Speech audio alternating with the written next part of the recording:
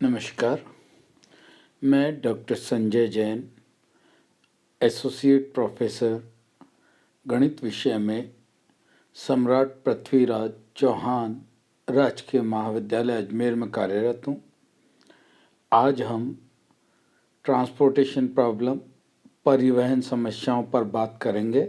इससे पूर्व transportation problem पर हम एक लेक्चर दे चुके हैं, जिसमें हमने इसका परिचय, किस तरह से ट्रांसपोर्टेशन प्रॉब्लम का मैथमेटिकल फॉर्मुलेशन होता है और क्या चीज़ हमारी इस ट्रांसपोर्टेशन प्रॉब्लम को मोस्ट जनरलाइज प्रॉब्लम बनाती है in comparison to assignment problem और लीनियर प्रोग्रामिंग प्रॉब्लम को पढ़ा है हमने, और ये किन किन विधियों से हम इनको सॉल्व कर पाते हैं।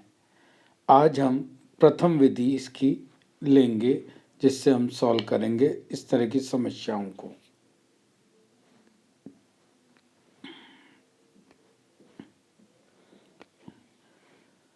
ट्रांसपोर्टेशन प्रॉब्लम को सॉल्व करने के लिए हम जनरली 3 मेथड काम में लेते हैं। पहला मेथड है नॉर्थ वेस्ट कॉर्नर रूल, उत्तर पश्चिम कॉर्नर विधि या कोने पे यूज होने वाली विधि। दूसरा है लोएस्ट कॉस्ट एंट्री मेथड और मैट्रिक्स मेथड ऑफ मिनिमा। तीसरा है वोगल अप्रोक्सीमेशन मेथड और यूनिट कॉस्ट पेनल्टी मेथड।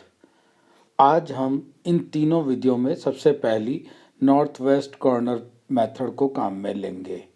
हालांकि ये माना जाता है जनरली कि जो आंसर है, सॉल्व करने का तरीका है, मेथड है, ये जो मेथड है north west corner rule, in comparison to बाकी दो मेथड लोएस्ट कॉस्ट एंट्री और वोगल अप्रोक्सीमेशन मेथड के कंपैरिजन में उतना बढ़िया आंसर नहीं देता है, ये माना जाता है।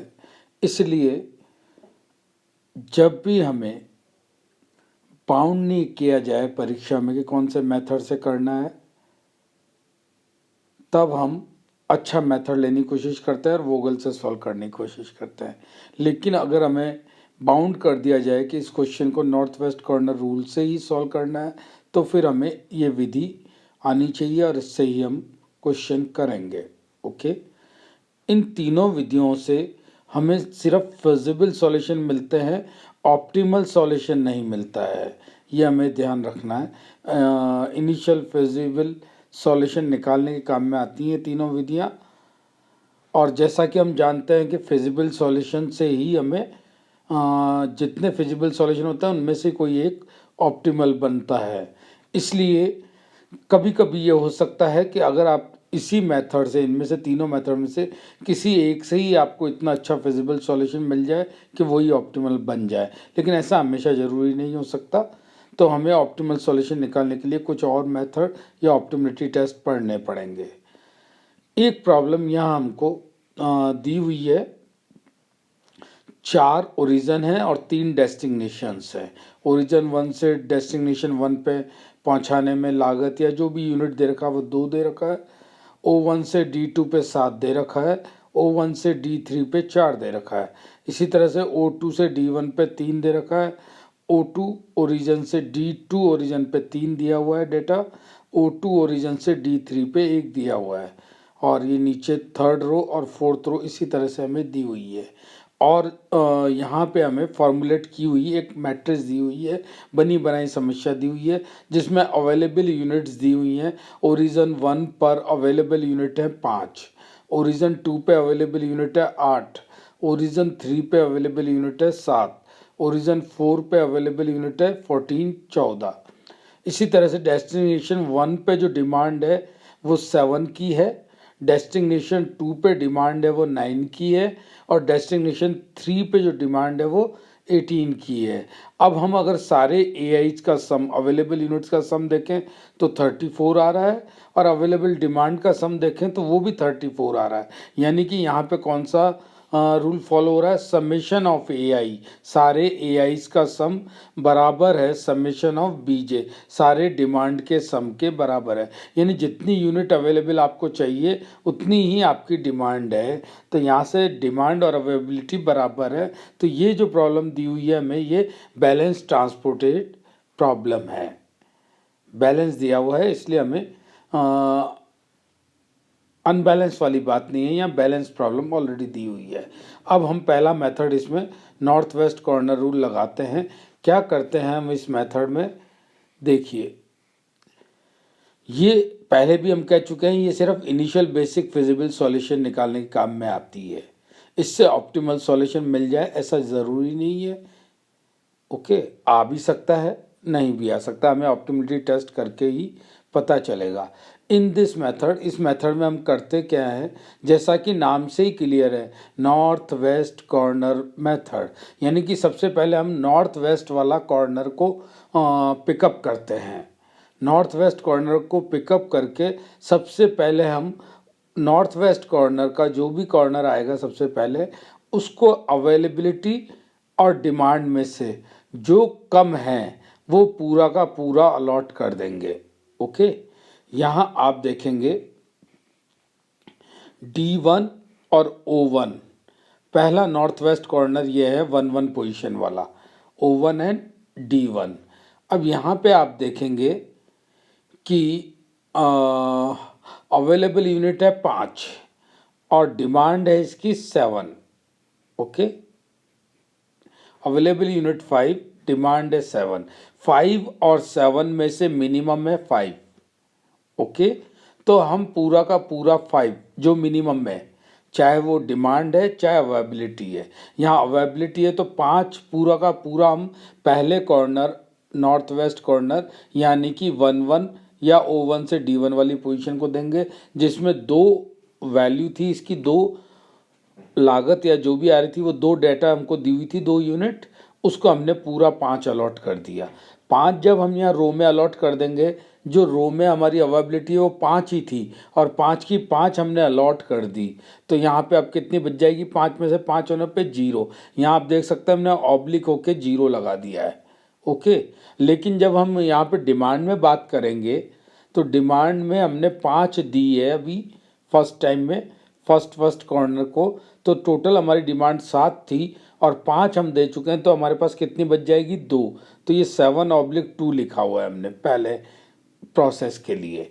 अब रो में आप आ जाइए, रो में चूंकि पहली रो में 0 हो गई, 5 की 5 हमने 1-1 कॉलम को दे दी, ठीक है। तो अब 0 हो जाने से हम फर्स्ट रो में और नहीं दे पाएंगे, इसलिए आप देख रहे होंगे O1 D2 और O1 D3 पे हमने क्रॉस लगा दिया कि हम यहाँ पे अलॉट अब नहीं कर सकते। क्लियर, ये पहला स्टेप हुआ हमारा। फिर से हम नॉर्थ वेस्ट कॉर्नर पकड़ेंगे और वो नॉर्थ वेस्ट कॉर्नर हमें फिर मिल रहा है O2 D1। ये सबसे पहला नॉर्थ वेस्ट कॉर्नर पहला देने के पश्चात ये बच रहा है। ओके, तो हमने O2 D1 वाला कॉलम लिया जिसमें यूनिट हमको दी हुई थी 3। अब O2 D1 के लिए हम देखेंगे कि हमारे पास जो अवेबिलिटी है वो तो 8 की है और जो डिमांड है वो चूंकि हम 5 पहले दे चुके हैं तो अब 2 ही बची है, तो 2 और 8 में से मिनिमम हो गया हमारा 2।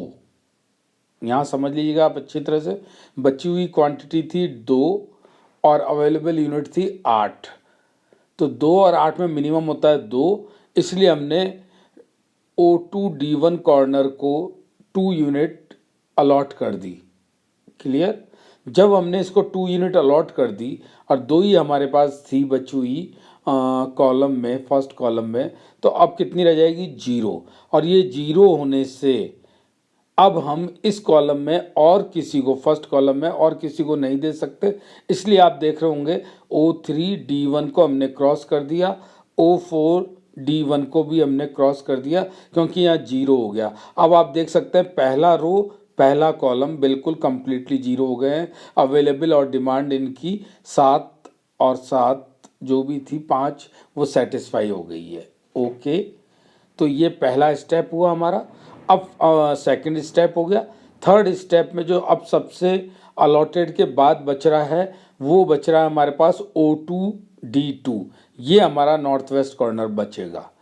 ओके, अब आप यहाँ पे एक चीज़ और देखेंगे, सेकंड रो में O2 D1 को हमने 2 यूनिट दे दी थी, तो यहाँ तो 0 हो गया था कॉलम में, तो पर रो में 8 में से 2 दे दी तो रिमेनिंग कितनी रह जाएगी, 6, ऑब्लिक करके हमने 6 लिख रखी है। ओके, और O2D1 हमारा नॉर्थ वेस्ट कॉर्नर है, इसलिए O2D2 को हमको अलॉट करना है। तो अवेलेबिलिटी तो है 6 और डिमांड है 9। 6 और 9 में से मिनिमम होता है 6। ओके, तो 6 जो मिनिमम है इसको हम O2D2 को जहाँ पे 3 यूनिट दी हुई थी अलॉट कर देंगे। क्लियर? जो ही हमने 6 में से 6 अलॉट कर दी तो इस रो में, सेकंड रो में रह जाएगा 0, और 0 होने से आप O2D3 को कुछ भी नहीं दे पाएंगे दूसरी रो में। ओके, क्योंकि अवेलेबिलिटी क्या हो गई 0, तो इसलिए O2D3 को हमने क्रॉस कर दिया। क्लियर?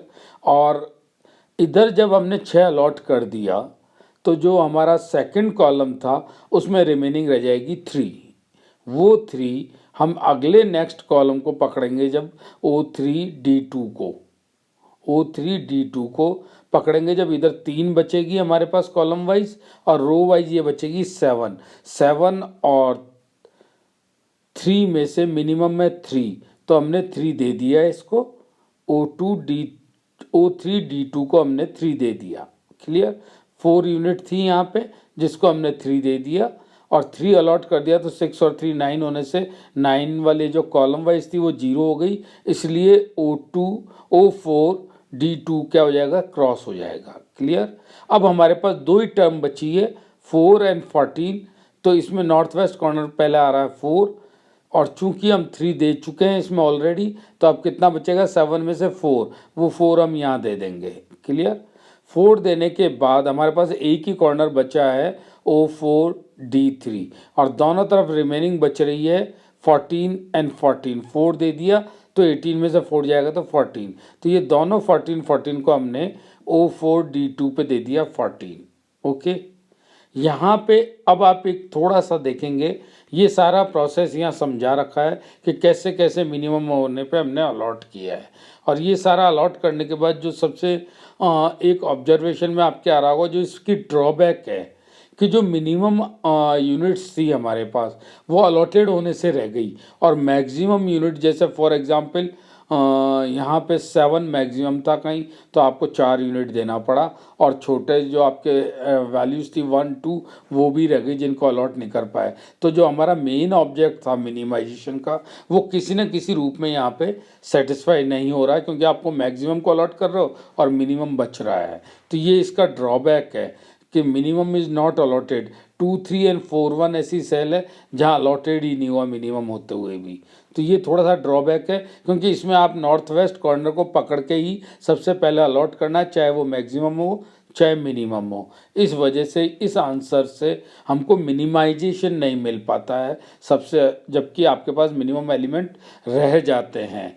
इस पर्टिकुलर क्वेश्चन में जब अलॉटमेंट आप करते हो तो ये 5 × 2 हो जाएगा, XIJ CIJ, इन सब के मल्टीप्लिकेशन जो अलोकेशन हुए हैं उन सबको, अलोकेशन को यहाँ देखेंगे आप कितने अलोकेशन हुए हैं, 6, 1 2 3 4 5 6 अलोकेशन हुए हैं 4/3 मैट्रिक्स में। ओके, यहाँ पे एक चीज़ और थोड़ा सा जो हम आगे पढ़ेंगे, यहाँ आप नोट कर लें कि अगर m रो है और n कॉलम है, तो अलोकेशन अगर m + n - 1 के बराबर है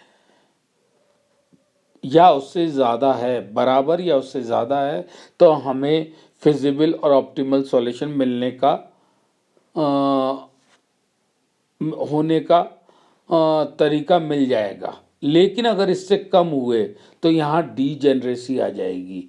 m + n - 1 से कम होने पर आपको यहाँ पे अलॉटमेंट नहीं हो पाएगा। ओके, तो यहाँ पे हमारी 2 2 4 2 6 आ रही है, तो m की वैल्यू है 4, n की वैल्यू है 3, तो 4 + 3 - 1 6 के बराबर है, इसलिए यहाँ पे फिजिबल सॉल्यूशन हम ये लिख देते हैं। जो हमारा CIJ और XIJ की वैल्यू थी एलोकेशन की, वो मल्टीप्लाई करके जब हम सॉल्व करते हैं तो नॉर्थ वेस्ट कॉर्नर मेथड से ये वैल्यू 102 आ रही है।